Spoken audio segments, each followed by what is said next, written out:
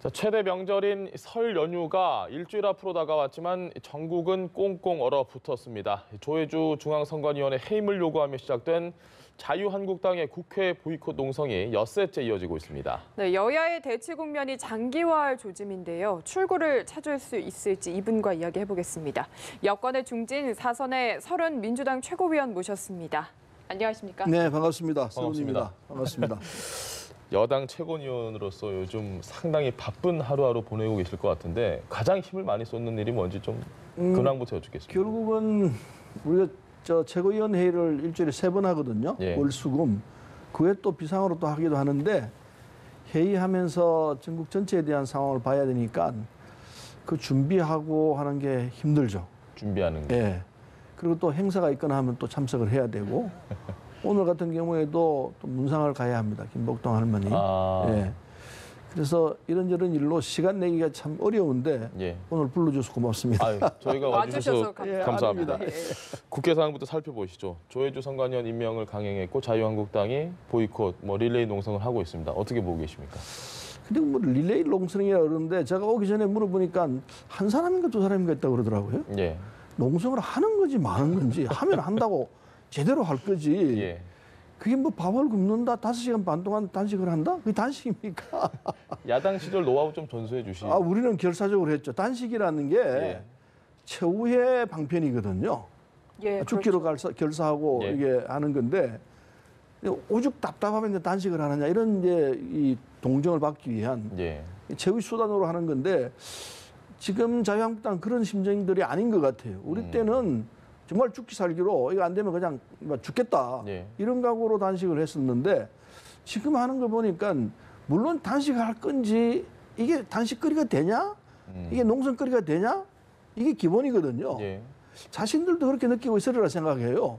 좀 오버했다 이런 생각이 들 텐데 그러다 보니까 선택한 이 수단이 뭐 5시간 반만 하고 어쩌고저쩌고 이렇게 돼서 예. 국민들이 볼 때 이게 무슨 코미디하는 거냐 이런 이 비난을 이제 자초했는데 예.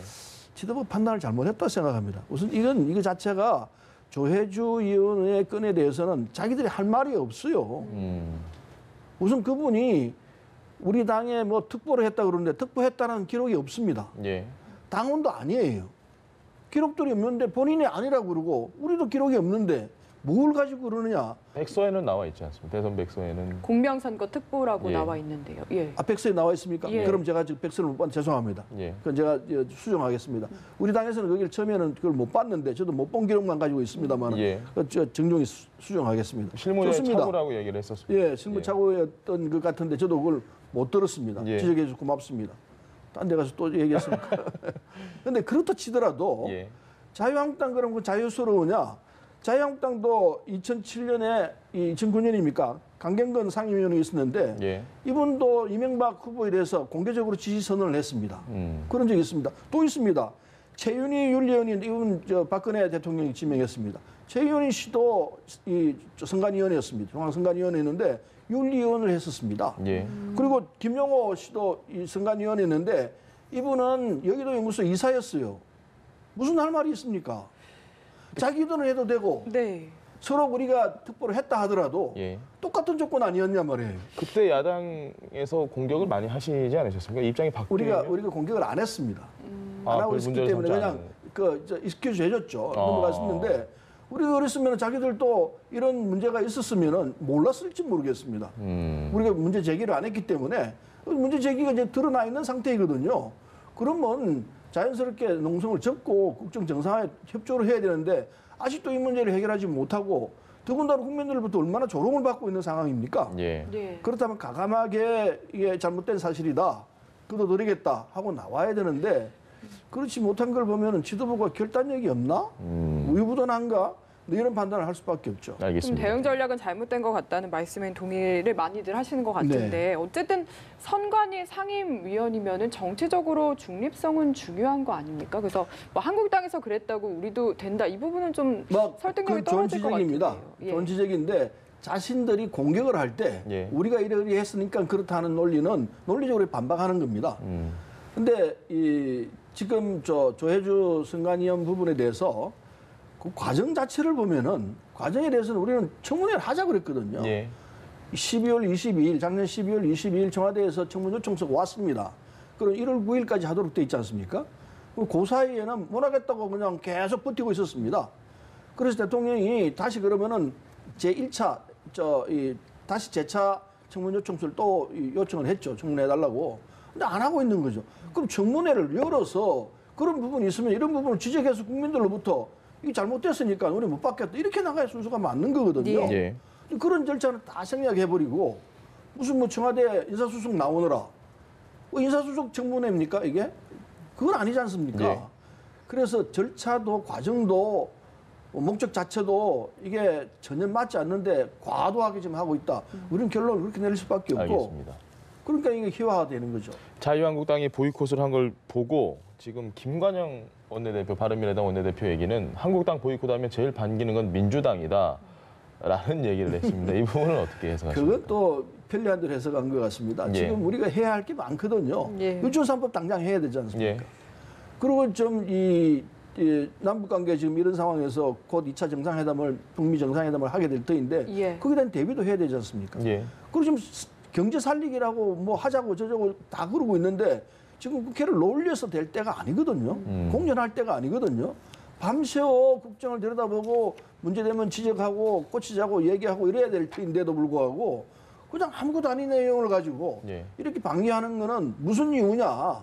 다른 뜻이 있는 것 아니냐. 이런 생각도 할 수밖에 없죠. 한국당의 보이콧을 민주당은 전혀 반가워하지 않는다라는 말씀이신 반가워할 거죠. 수가 없죠. 왜 그럽니까?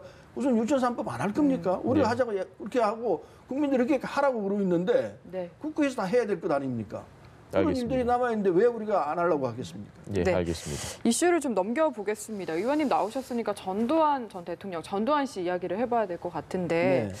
최근에 뭐 논란도 많았고 특히 추후에 국립묘지 안장을 하느냐 마느냐 이 문제를 가지고 이야기가 됐습니다. 의원님 생각을 좀 들어보고 싶은데요.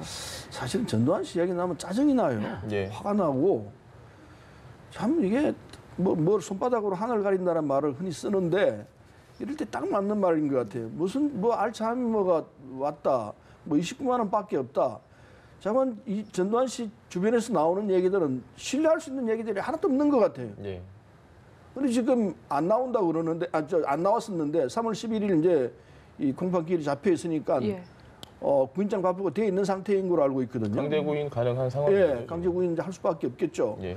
국민들이 볼 때 전두환 씨가 알츠하이머라고 그러면서 가서 골프 치다는 게 확인되고 있지 않습니까? 예. 그 알츠하이머라는 게 이게 이 골프라는 게 어떤 운동입니까?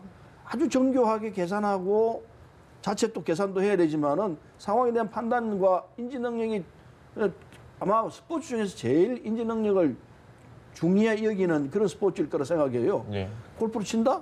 안 믿을 것 같아요. 스코어도 다 직접 계산을 다 했다고. 계산해야죠. 예. 뭐 그림 뭐 다 계산해야 되는데 알츠하이머라는 게 계산 능력이 떨어진 상태인데 그게 가능할까? 저도 골프 쳤습니다만은 지금은 예. 안 칩니다만은 그래서 그 자체가 거짓말일 거다. 29만 원이 명백한 거짓말이듯이 그렇게 보고 있기 때문에 우선 짜증스러워요. 근데 사람이 판단을 잘못하면 저렇게 되구나 하는 생각을 하는 게 강주에서 그런 학살을 저지르고 수많은 사람으로부터 원성을 사고 이렇게 있는 상태인데도 본인들은 그냥 호의호식하면서 예. 지금까지 지내왔지 않습니까? 저는 한편에서 불쌍해요. 사람이 어떻게 생각을 잘못하면 저렇게까지 될까? 진솔하게 참 내가 잘못했다.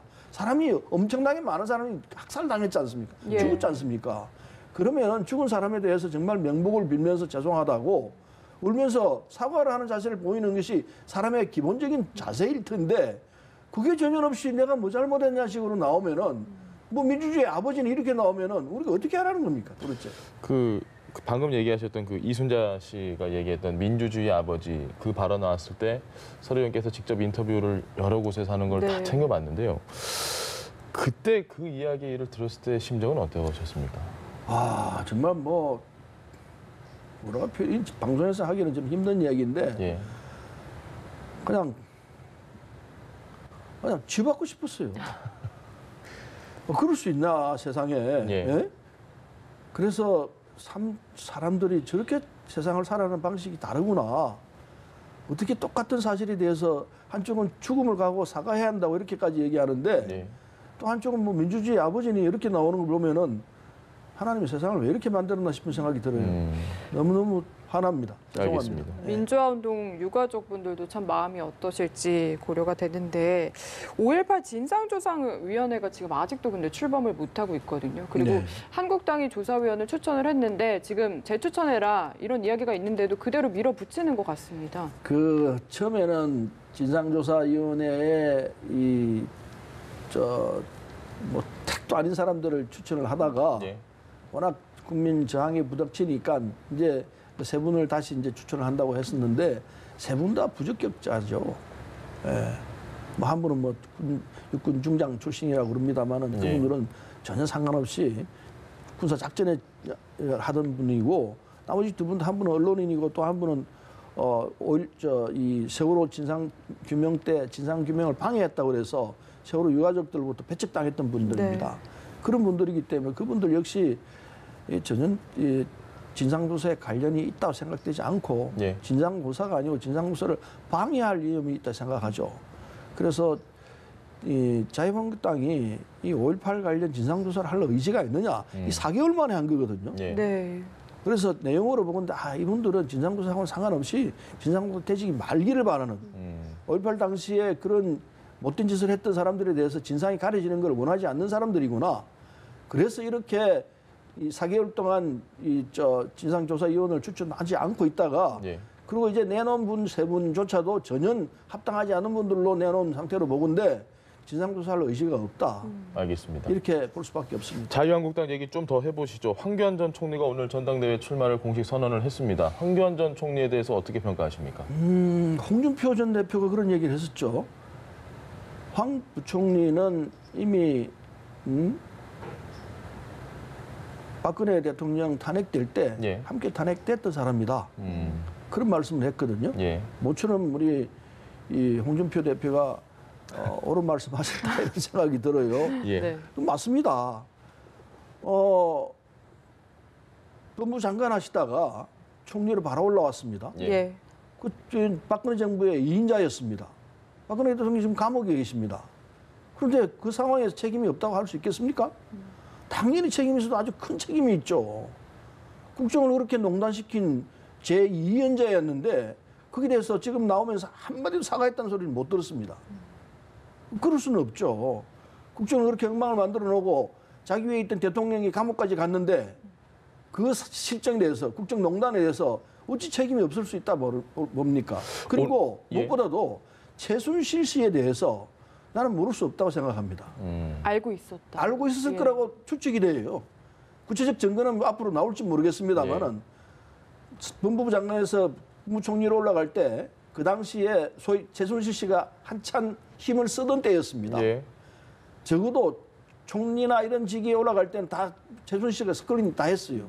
그렇다면은 황교안 총리에 대해서 모른다고 말할 수가 없을 거라고 봅니다. 둘은 관계가 있을 거라고 저는 생각하죠. 오늘 황 전 총리가 이런 얘기를 했습니다. 기자들하고 일문일답할 때 태극기 세력도 나라에 헌신한 귀한 분들이다라고 얘기를 했습니다. 이 부분에 대해서는 어떻게 생각하십니까? 태극기 세력이 나라에 헌신한 과거가 있을 수는 있습니다. 예. 그러나 지금 현재 세상을 보는 시각이 극우적이라는 건 누구도 인정하고 있거든요. 탄핵에 대해서 반대하고. 탄핵에 대해서 반대하고 국정농단에서 인정하지 않고 예. 대한민국이 어떤 방향으로 흘러가야 될지 자기들 나름의 생각으로 자기들 세계만 가지고 이게 상황을 보고 있기 때문에 국민들이 전체 국민들이 한 80%는 저 생각은 틀렸다 이렇게 보고 있는 상황입니다. 극도의 소수의 입장이 있는 분들인데 그분들이 과거에 국정에 헌신했을 수는 있다고 생각하지만은 예. 그럼 지금 현재 대한민국을 보고 있는 생각이 이건 아니다. 위험하기 짝이 없다. 이렇게 본다면은 적어도 총리를 했던 분으로서 또는 야당의 대표가 되겠다고 하는 분으로서는 그런 말씀을 하게 되면은 극단에 치우친 얘기밖에 안 되는 셈이죠. 극우적 시각을 황교안 총리가 가지고 있구나. 그에게 고백한 거나 다름없다고 생각합니다. 황나땡이라고 아십니까? 황나땡. 황교안 나오면 땡큐라고 민주당에서는 황교안 총리가 당권 잡는 걸 오히려 반길 것이다라는 얘기들이 있습니다. 일부에 그런 얘기가 우리끼리 하고 있습니다. 실제로 하고 있는데 그 뭐 농담으로 하는 얘기지 예. 진담은 아니고요. 근데 실제로 그런 면이 있을 수 있다고 생각합니다. 반농반진인가요? 반농반진이죠. 그래서 황교안 총리가 나오신다면은 아까 말씀드린 대로 국민의 뭐 절대 다수가 이 태극기 들고 있는 분들은 극소수의 분들이고 제 생각은 틀렸다고 보고 있는 시각인데 그게 동조와 같이 간다면은 그분들과 함께 가면 되죠. 알겠습니다. 우리는 전체와 함께 같이 갈 겁니다. 알겠습니다. 네, 오늘 솔직한 답변 감사드립니다. 지금까지 사선의 민주당 서른 최고위원과 함께 이야기 나눠봤습니다. 말씀 감사합니다. 네, 고맙습니다.